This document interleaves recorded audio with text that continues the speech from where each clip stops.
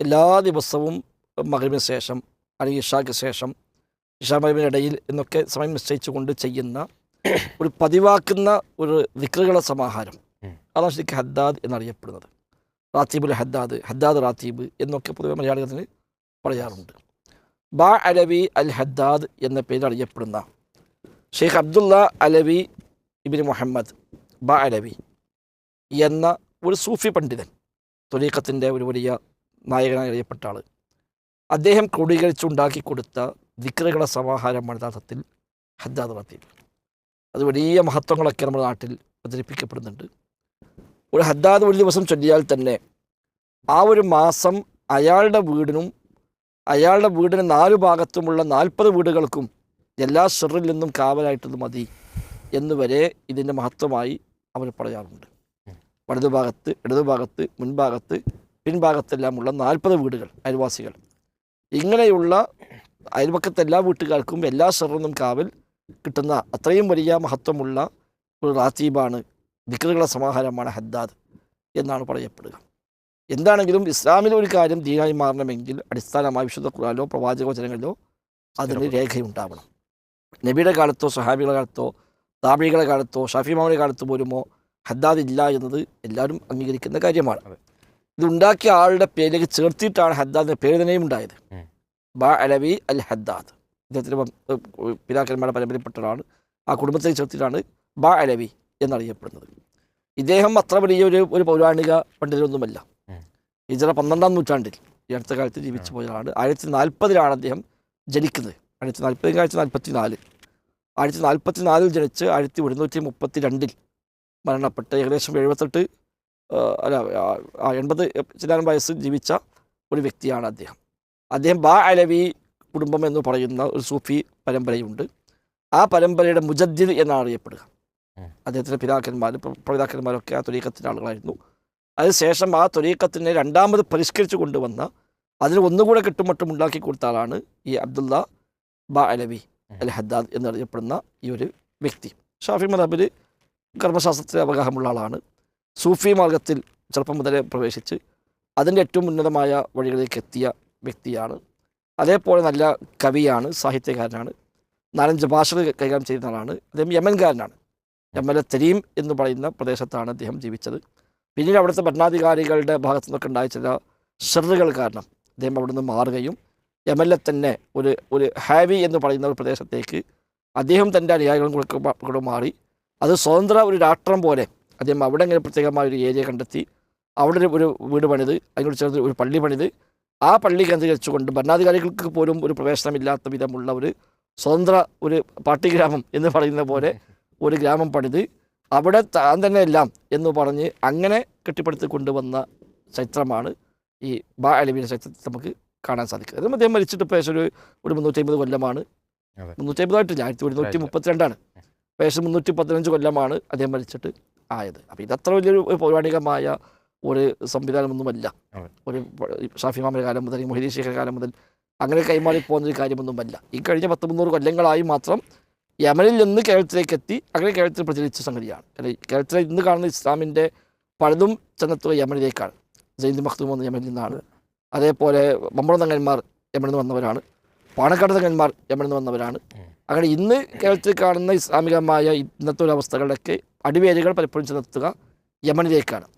അവർ വന്നപ്പോൾ തന്നെ അവർ അശരീയത്തും അതേപോലെ തസവുഫും ത്വരീഖത്തും ഫിഖ്ഹിൽ ഷാഫി മദ്ഹബും എല്ലാമായി വന്നവരാണ് കേരളത്തിലേക്ക് അവർ. ആ കൂട്ടത്തിൽ അങ്ങനെ കൊണ്ടുവന്ന ഒന്നാണ് ഹദ്ദാദ് എന്നുള്ളത്. ഇത് നേരത്തെ പറഞ്ഞ പോലെ എല്ലാ മാസവും ചെല്ലിയാൽ തന്നെ വലിയ മഹത്വമുണ്ട്. എല്ലാ ദിവസവും ചെല്ലിയാൽ പിന്നെ പറയുമ്പോൾ അത്രയേറെ ഫദലും ഫായിദുമുള്ള ദിക്റുകളുടെ സമാഹാരമാണ് എന്നൊക്കെയാണ് പറയാറുള്ളത്. ഇത് സാധാരണഗതിയിൽ ആദ്യം നബിയുടെ പേരിൽ ഒരു ഫാത്തിഹ ഓതും. നബിയുടെ ഹദത്തിലേക്ക് എന്നതുകൊണ്ട് ഫാത്തിഹ ഓതിയിട്ട് ആ ഫാത്തിഹ നബിയിലേക്ക് അവർ ഹദിയ ചെയ്യുന്നു. പിന്നെ ഈ ഹദ്ദാദ് ഉണ്ടാക്കിയ ബാ അലവി അൽ ഹദ്ദാദിൻ്റെ ഹദത്തിലേക്ക് എന്ന് പറഞ്ഞുകൊണ്ട് മറ്റൊരു ഫാത്തിഹ ഓതുന്നു. അതേപോലെ പിന്നെ മൊത്തം അമ്പിയാക്കന്മാർക്ക് എന്ന് പറഞ്ഞുകൊണ്ട് ഒരു ഫാത്തിഹ ഓതുന്നു. പിന്നെ ചില ആയത്തുകളൊക്കെ ഓതി, അതേപോലെ ആയത്തുൽ കുർസി, ആമിന റസൂൽ അടക്കമുള്ള ആയത്തുകൾ ഓതി. പിന്നീട് ചില ദിക്റുകളാണ്. ആ ദിക്റുകൾ പലതും ഹദീസിൽ വന്ന ദിക്റുകൾ തന്നെയാണ്. ഹദീസ് സ്ഥിരപ്പെട്ട പോലെ സുബ്ഹാനല്ലാഹി വബിഹംദിഹി സുബ്ഹാനല്ലാഹിൽ അദീം പോലെ ഒക്കെയുള്ള ലാ ഇലാഹ ഇല്ലല്ലാഹ് പോലെ ഇങ്ങനെയൊക്കെയുള്ള ഹദീസ് സ്ഥിരപ്പെട്ടു വന്ന ദിക്റുകൾ തന്നെ അതിലുള്ളത്. ഇത് ഷിർക്കിൻ്റെ ആശയങ്ങളൊന്നും ഇതിലില്ലെന്ന് പറയാം. അള്ളാഹുലാത്ത വിളിച്ച് പ്രാർത്ഥിക്കുന്ന വരികളോ റബ്ബല്ലാത്തവർക്ക് അപ്രമത്ത് കൽപ്പിക്കുന്ന വരികളോ ഒന്നും അദ്ദാദ് റാത്തീബിൽ ഇല്ല. എന്നാൽ തെറ്റായ തവസ്സുൽ ഇതിലുണ്ട്. ഇലാഹത്തി പറഞ്ഞ് ഫാത്തിഹ ഓതി പിന്നെ ബിഹക്കിഹു ബിജാഹിം എന്ന് പറഞ്ഞ അവർ ഹക്ക് വർക്കത്ത് കൊണ്ട് ഇങ്ങോട്ട് നമ്മുടെ കാര്യങ്ങൾ തേടുന്ന തെറ്റായ തവസ്സുൽ അതിലുണ്ട്. അതുപോലെ തെറ്റായ ചില തർത്തീബുകൾ, ഓരോ ദിക്റും പ്രത്യേകമായ എണ്ണം വെച്ച് പ്രത്യേക സമയം വെച്ച് പ്രത്യേകമായ ഓർഡർ ഉണ്ടാക്കി ആദ്യം ഇത് പിന്നെ ഇത് പിന്നെ ഇത് പിന്നെ ഇത് എന്ന് പറഞ്ഞ് പ്രത്യേകമായ ഓർഡർ ഉണ്ടാക്കി കൊണ്ടുവരുന്നു. മുഹമ്മദ് നബിയുടെ ഇത്തിബാഴ് ഇതിനില്ല എന്നർത്ഥം. ഏത് അമലും അമലായി മാറണമെങ്കിൽ അവിടെ ഇത്തിബാഉർ റസൂൽ അനിവാര്യമാണ്. ഇത്തിബാഉർ റസൂൽ ഇല്ലാത്തൊരു അമലല്ല. അത് എത്ര തന്നെ മഹത്വം പറഞ്ഞാലും ശരി, ആരുണ്ടാക്കിയാലും ശരി, എത്രായിരം ആളുകൾ അതിൻ്റെ പിന്നാലെ ഉണ്ടെങ്കിലും ശരി, നബിതങ്ങളുടെ ഒരു പിൻബലമില്ലാത്ത, നബിതങ്ങളുടെ അധ്യാപനമില്ലാത്ത, നബിയെ പിൻപറ്റിക്കൊണ്ടല്ലാത്ത ഒരു അമലിനെ അമലായി സ്വീകരിക്കാൻ നിർവാഹമില്ല. അപ്പോൾ സ്വഹാബിമാരൊക്കെ പല വിഷയങ്ങളും പറയുമ്പോൾ അവർ പഠിപ്പിക്കുന്നത് കാണാം. മാ ഹക്കല അല്ല മന റസൂലുള്ളാഹി സ്വല്ലല്ലാഹു അലൈഹി വസല്ലം, നബിതങ്ങൾ നമ്മളെ പഠിപ്പിച്ചത് ഇങ്ങനെയല്ല എന്ന് പറയുമായിരുന്നു. തുമ്മിയപ്പോൾ പോലും അൽഹംദുലില്ലാ എന്ന് പറഞ്ഞിട്ട് ഉടനെ അൽഹംദുലില്ലാ വസ്സലാത്തു വസ്സലാമു അലാ റസൂലില്ലാ എന്ന് പറയുമ്പോഴേക്ക് സ്വഹാബിമാർ ഇടപെടുന്നു. ഇങ്ങനെയല്ല നബിതങ്ങൾ പഠിപ്പിച്ചത്, നബിതങ്ങൾ പഠിപ്പിച്ച അൽഹംദുലില്ലാ എന്ന് പറയാനാകുന്നു. ഇങ്ങനെ തുടങ്ങി ധാരാളം സംഭവങ്ങൾ കാണാൻ പറ്റും. അപ്പം നബിതങ്ങളുടെ ഇത്തിബാഴ് തന്നെയാണ് ഇസ്ലാമിൻ്റെ അസ്ല്. മാത്രമല്ല ഇത്തബിഉ വലാ തബ്തദിഉ ഫഖദ് കുഫീതും, നിങ്ങൾ നബിയെ പിൻപറ്റുക, പുതിയത് ഉണ്ടാക്കരുത്, നിങ്ങൾക്ക് ആവശ്യമായതെല്ലാം പഠിപ്പിക്കപ്പെട്ടിട്ടുണ്ട് എന്ന് സ്വഹാബിമാർ പറയുന്നു. കുല്ലു ബിദഅത്തിൻ ളലാല വഇൻ റആഹൻ നാസു ഹസന, എല്ലാ ബിദഅത്തും വഴികേടാണ്, നല്ലതാണ് എന്ന് ജനങ്ങൾ അഭിപ്രായപ്പെട്ടാലും ശരി തുടങ്ങി സ്വഹാബിമാരെ പറഞ്ഞ ധാരാളം ഉദ്ധരണികൾ ഈ വിഷയമായി കാണാൻ കഴിയും. ആ നിലയ്ക്ക് നോക്കുമ്പോൾ ഹദ്ദാദ് റാത്തീബിൽ എന്താ ഇതിൽ അർത്ഥം തെറ്റുണ്ടോ, അല്ലെങ്കിൽ ഇതിൽ അങ്ങനത്തെ തവസ്സുലുണ്ടോ, ഇസ്തിഗാസയുണ്ടോ, ഇതിൽ ആയത്തുമതി സ്വലേ ഉള്ളത് എന്ന ചോദ്യം ചോദിച്ചാൽ പോലും നബിതങ്ങളുടെ ഇത്തിബാ ഇല്ല, നബിതങ്ങളുടെ മാതൃക ഇല്ലാത്ത പുതിയ രൂപവും ഭാവവും എണ്ണവും വണ്ണം നിശ്ചയിച്ചു എന്ന് തന്നെയാണ് ഇതിൻ്റെ ഏറ്റവും അടിസ്ഥാനമായ അപകടം. മറ്റൊന്ന്, ചൊല്ലുന്ന ആളുകളും ഇത് ചൊല്ലുന്നത് നബിതങ്ങൾ പഠിപ്പിച്ച ദിക്ർ എന്ന നിലക്കല്ല. ഹദീസിൽ വന്ന ദിക്റാവട്ടെ, ഇപ്പോൾ ആയത്തുൽ കുർസി ഓതുന്നുണ്ട്. പക്ഷേ ആയത്തുൽ കുർസി ഓതുന്നത് വിശുദ്ധ ഖുർആനിൽ വന്നൊരു ആയത്താണ്, നബിതങ്ങളുടെ മഹത്വം പറഞ്ഞിട്ടുണ്ട് എന്നതുകൊണ്ടല്ല. ബാലബി ഹദ്ദാദ് ഇത് അത് ഉൾപ്പെടുത്തിയതുകൊണ്ടാണ്. അല്ലെങ്കിൽ സ്വാഭാവികമായിട്ടും വേറെ ആയത്ത് ഓതാലോ. ഒരിക്കലും ആയത്തുൽ കുർസി ഓതുന്ന സ്ഥാനത്ത് വളർന്നു ഓതില്ല. അവിടെ ആയത്തുൽ കുർസിയെ ഓതുള്ളൂ. അത് കഴിഞ്ഞ് ആമിർ റസൂലേ ഓതുള്ളൂ. അതിന് കൃത്യമായ തർത്തീബുണ്ട്. അതുപോലും മറികടന്ന് അവിടെ തബാറക്ക് ഇതിലുണ്ടാവില്ല. ഹദ്ദാദിൻ്റെ ഭാഗമായിട്ട് യാസീൻ ഓതും, പക്ഷേ തബാറക്ക് ഓതില്ല. എന്താ തബാറക്ക് ഓതാത്തത്? അത് ബാലബി ഹദ്ദാദ് പറഞ്ഞിട്ടില്ല. അപ്പോൾ ഇവിടെ ഇതിന് ഹദീസിൽ വന്ന ദിക്റാണെങ്കിൽ പോലും നബിതങ്ങൾ പഠിപ്പിച്ചു, ഹദീസിൽ വന്നു, ഖുർആനിൽ വന്നു എന്നതല്ല ഇത് ചൊല്ലാനുള്ള അവരുടെ മാനദണ്ഡം. നേരെ മറിച്ച് ബാലബി തങ്ങൾ പറഞ്ഞു എന്നതാണ്. ബാലബി തങ്ങൾ പറഞ്ഞോ എങ്കിൽ ചൊല്ലും, ബാലബി തങ്ങൾ പറഞ്ഞിട്ടില്ലേ എങ്കിൽ ചൊല്ലൂല. അപ്പോൾ ഇതിൽ പല ദിക്റുകളുമുണ്ട്. എന്തെങ്കിലും അതിൻ്റെ കൂടെ മറ്റേ ദിക്ർ ചൊല്ലുന്നില്ല എന്ന് വെച്ചാലോ അത് അതിലില്ല. അപ്പം ഹദീസിൽ വന്നിട്ടില്ലേ ചോദിച്ച പ്രസക്തിയില്ല. ഹദീസിൽ വന്നതുകൊണ്ട് ചെല്ലുകയാണെങ്കിലല്ലേ ആ പറഞ്ഞ അർത്ഥമുള്ളൂ. ഹദീസിൽ വന്നു, ഖുർആനിൽ വന്നു എന്നതല്ല ഇതിൻ്റെ അടിസ്ഥാനം. പകരം ബാലബിൻ ഹദ്ദാദ് 300 കൊല്ലം മുമ്പ് ഒരു ക്രോഡീകരണം നടത്തി ഇത് നിങ്ങൾ ചൊല്ലിക്കോളൂ എന്ന് പറഞ്ഞ് നിശ്ചയിച്ചു കൊടുത്തപ്പോൾ അദ്ദേഹം നിശ്ചയിച്ച ഓർഡർ എന്താണോ അതേ ഓർഡർ, അദ്ദേഹം നിശ്ചയിച്ച എണ്ണം എത്രയാണോ അതേ എണ്ണം, അദ്ദേഹം പറഞ്ഞ സമയം ഏതാണോ അതേ സമയം, അദ്ദേഹം പറഞ്ഞ ഫളായിൽ മഹത്വം എന്താണോ ആ മഹത്വം, അത് ഒരുമിച്ച് കൂടി അതിന് പ്രത്യേക എണ്ണം പ്രത്യേകമായ ഭാവമൊക്കെ ഉണ്ട്. മാത്രമല്ല വ്യാപകമായി എല്ലാവരും ചെല്ലാൻ വേണ്ടി പറഞ്ഞതല്ല യഥാർത്ഥത്തിൽ. അവിടെ ത്വരീഖത്തിൽ ബയ്യത്ത് ചെയ്ത് വരുന്ന ആളുകൾക്ക് ചെല്ലാൻ വേണ്ടി നിശ്ചയിച്ചു കൊടുത്ത അവിടെ ത്വരീഖത്തിന് പ്രത്യേകമായ റാത്തീബ്, അതാ റാത്തീബ് പേരിന് റാത്തീബ് പതിവായി ചെയ്യേണ്ടതാണ്. ആ ത്വരീഖത്തിൽ ബയ്യത്ത് ചെയ്ത് മുരീദായി വരുന്ന ആളുകൾ പതിവാക്കേണ്ടുന്ന ദിക്റുകളുടെ സമാഹാരത്തിന് പൊതുവെ റാത്തീബ്, ഇപ്പോൾ മൊഹീദീൻ റാത്തീബുണ്ട്, ഇഫായി റാത്തീബുണ്ട്. അതൊക്കെ എന്താണ്? മൊഹീദീൻ ഷെയ്ഖിൻ്റെ ത്വരീഖത്ത്, ഖാദിരിയ ത്വരീഖത്തിൽ ഉള്ള ആളുകൾ ചെല്ലാനുള്ളതാണ് മൊഹീദീൻ റാത്തീബ്. ഇഫാഴിയ ത്വരീഖത്തിൽ ബയ്യത്ത് ചെയ്ത് മുരീദായി വന്ന ആളുകൾക്ക് ചെല്ലാനുള്ളതാണ് ഇഫാഴിയ റാത്തീബ്. അത് അവരെ ചൊല്ലുള്ളൂ. അതിന് പ്രത്യേകമായ ഷർത്തുകളുണ്ട്. അത് ആർക്കും ചെല്ലാനൊന്നും പറ്റില്ല. സദസ്സിലാർക്കും പോയി പങ്കെടുക്കാമെന്നല്ലാതെ. അപ്പോൾ സാധാരണ ഇപ്പോൾ മൊഹീദീൻ റാത്തീബാണെങ്കിൽ അതിന് പ്രത്യേകമായ ട്രെയിനിങ് കിട്ടിയ, അതിന് തർബിയത്ത് കിട്ടിയ, അതിന് ബയ്യത്ത് ചെയ്ത അതിൻ്റെ ഷെയ്ഖന്മാർ വന്നിട്ട് അവർ നേതൃത്വം കൊടുത്ത് ആ മുരീദന്മാരുടെ ഹദത്തിലാണ് ചൊല്ലേണ്ടത്. ആ ചൊല്ലുന്ന സദസ്സിൽ ഒരു പക്ഷേ എല്ലാവർക്കും വന്നിരിക്കാമെന്ന് മാത്രം, അവരെ എണ്ണത്തിൽ കൂട്ടില്ലതാണ്. മൊഹീദീൻ റാത്തീബ് സാധാരണ ഇരിക്കുന്ന ആളുകളുടെ ആ എണ്ണത്തിൽ കൂടുതലുള്ള ആളുകളെ കൂട്ടില്ല.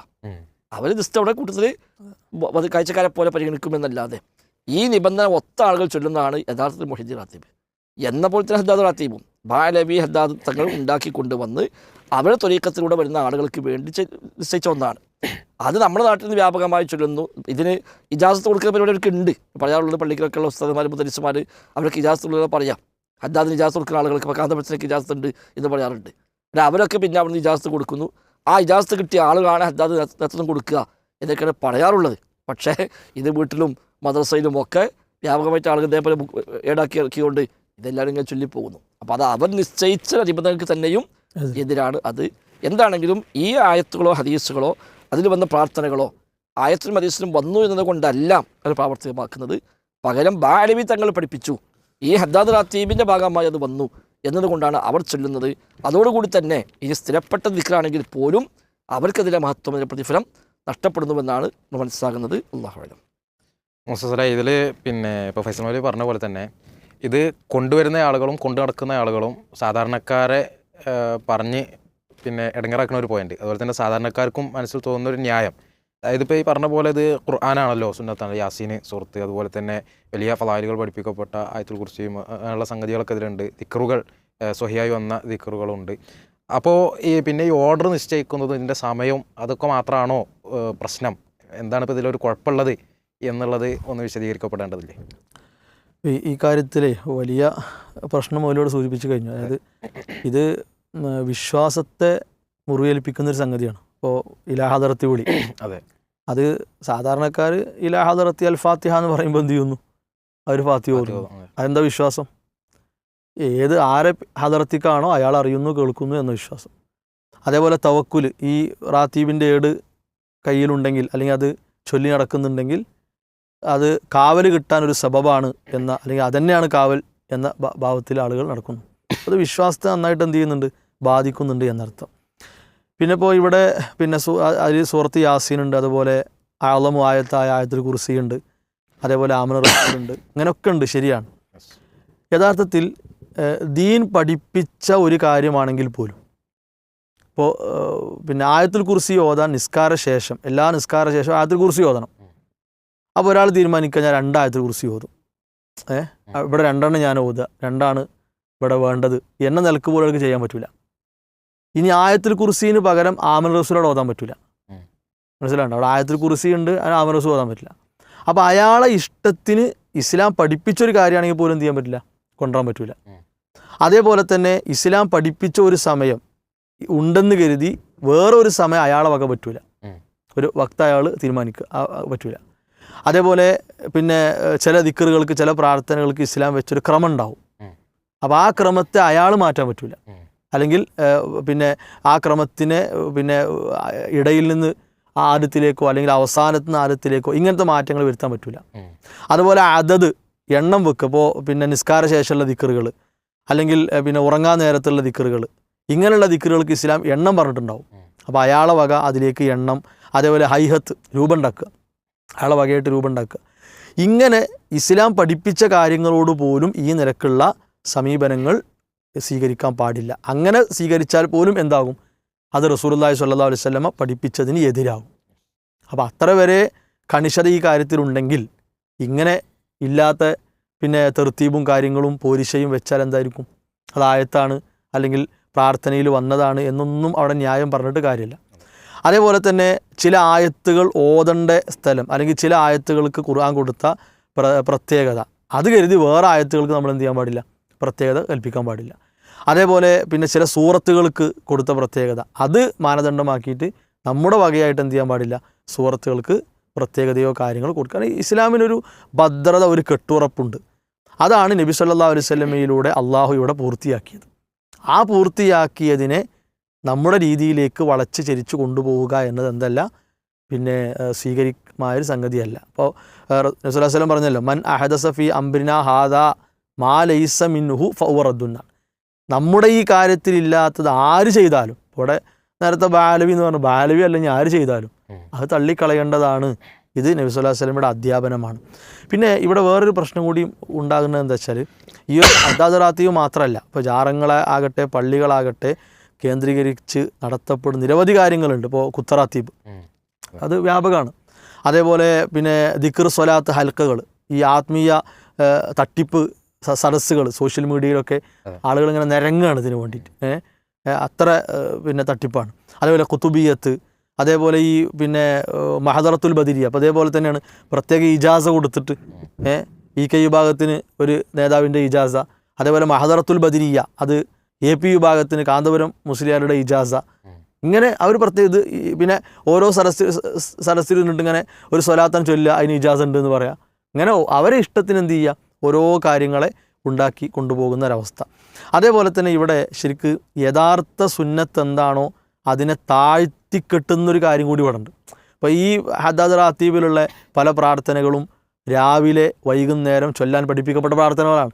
അഊദു ബി കലിമാത്തില്ലാഹി താമാത്തി. ഈ ഹദ്ദാദിന് പോരിശ കൊടുക്കുന്ന എത്ര ആളുകൾ സ്വബാഹ് മസാഹ് സന്ദർഭത്തിൽ ഈ പ്രാർത്ഥന ശ്രദ്ധിക്കുന്നുണ്ടാകും? നല്ലൊരു ശതമാനം ആളുകൾക്ക് അത് അറിയാത്ത അവസ്ഥയാണെന്നുള്ളത്. അതെ, നബിചര്യയിലുള്ളത് അറിയുന്നില്ല.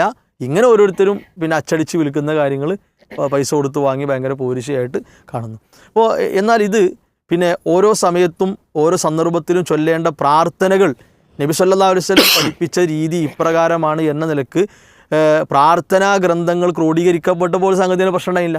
ഇപ്പോൾ ഉറങ്ങാൻ നേരത്ത്, ഉണരുന്ന സമയത്ത്, ഭക്ഷണം കഴിക്കുമ്പോൾ, അങ്ങാടി എത്തുമ്പോൾ, ഇങ്ങനെ പല പ്രാർത്ഥനകളും ഏറ്റവും പ്രധാനപ്പെട്ട ഹിസ്നുൽ മുസ്ലിം വളരെ പ്രചാരം കിട്ടിയ പിന്നെ ഗ്രന്ഥമാണത്.